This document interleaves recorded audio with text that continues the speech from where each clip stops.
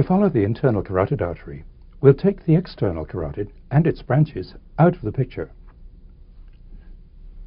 We'll also remove the posterior belly of the digastric, the styloid process, and the muscles that arise from it. The internal carotid artery runs upwards to the base of the skull without branching. The internal jugular vein is lateral to it, here.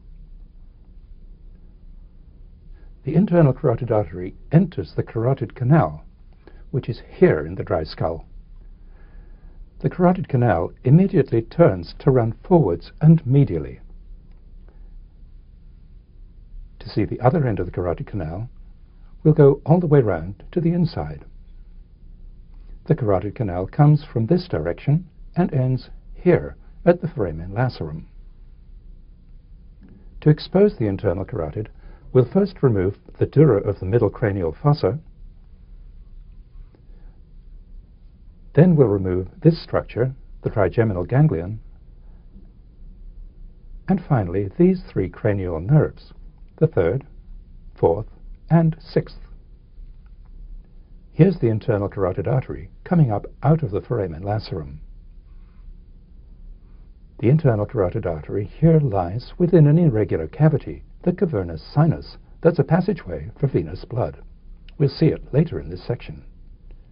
The artery turns to run forwards and then makes a complete 180-degree turn.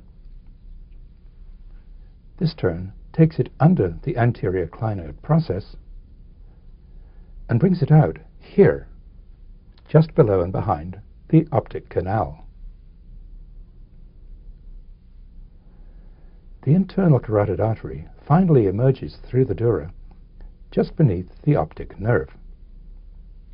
As it completes its backward turn, it gives off a branch, the ophthalmic artery. To see that, we'll remove the optic nerve and the dura beneath it. Here's the start of the ophthalmic artery. It runs forwards into the optic canal along with the optic nerve. The ophthalmic artery supplies the contents of the orbit and continues forward to supply the central part of the forehead. To see how the internal carotid artery ends, we'll add its last part and the optic chiasm to the picture.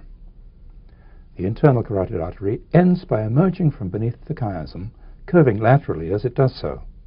We'll follow its branches in a minute.